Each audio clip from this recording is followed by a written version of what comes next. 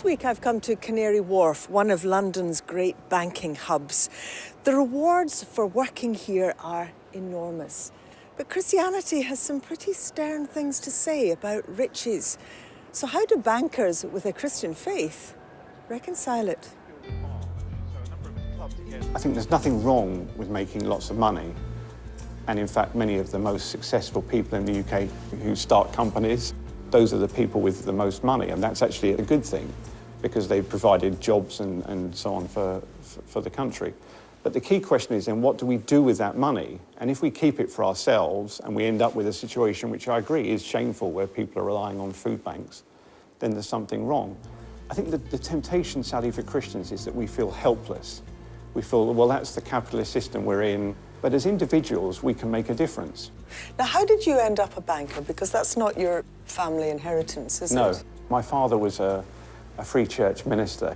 His idea of a summer holiday was to take his young family Bible smuggling in Russia and Eastern Europe. So every summer he used to pack up his Austin 1800 with his children and visit Christians and give them books. And I didn't realise that's not how most people spend their summer holidays.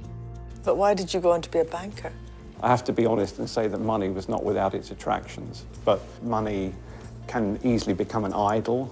And I think as a Christian, the sort of central place in our life must be God. Has there been any change since the crash? From the outside, it seems to us as if life has gone on much the way it always has. I think in 2008, lots and lots of people, probably including me, were climbing the greasy pole, and then suddenly the pole disappeared. And people realised that basing your life on money was a really fundamental mistake and an illusion. One of the hardest things, to be honest, is admitting you're wrong. And that also probably applies to the city as a whole. We've also got to seek forgiveness because what we did to society wasn't good, and we've got to learn from our mistakes and make sure it doesn't happen again.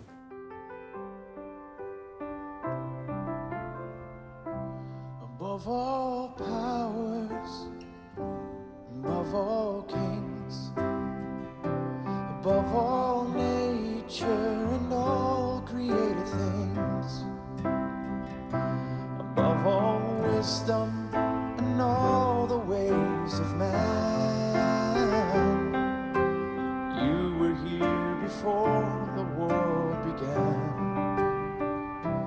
Above all kingdoms, above all thrones, above all wonders the world has ever known, above all wealth and treasures of the earth, there's no way to measure what you're worth.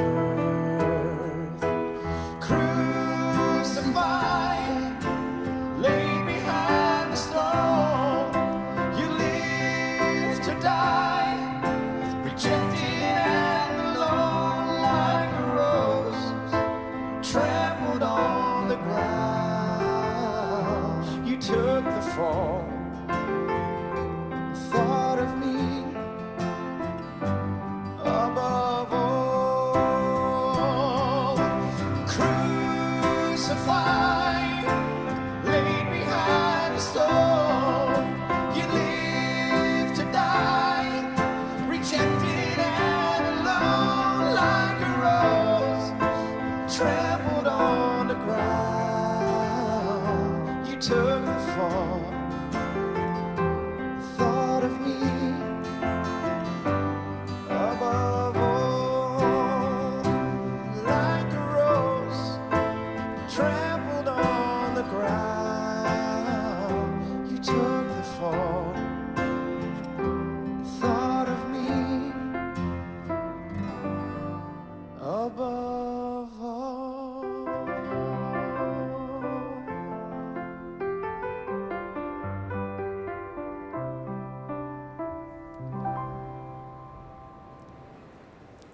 That's almost it for now. Next Sunday, we'll be meeting a man on a world record-breaking mission to play every cathedral organ in the UK.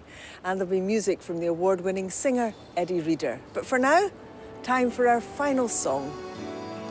Listen together. My hope is built. My hope is built on nothing than Jesus' blood and righteousness. I did not trust the sweetest frame, but only trust in Jesus' name. Christ alone. Christ alone, cornerstone, weak made strong in the Savior's love. Through the storm, He is Lord, Lord of all. When darkness seems to hide His face, seems to hide His face, I rest on His unchanging grace.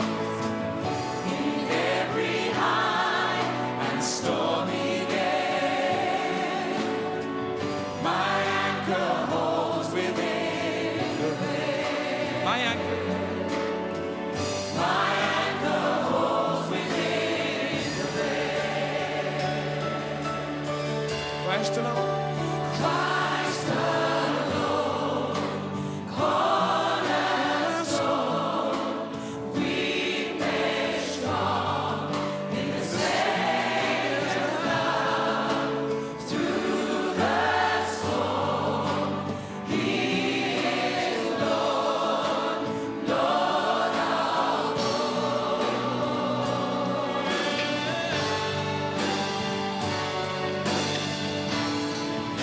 Together when He shall come with trumpets sound.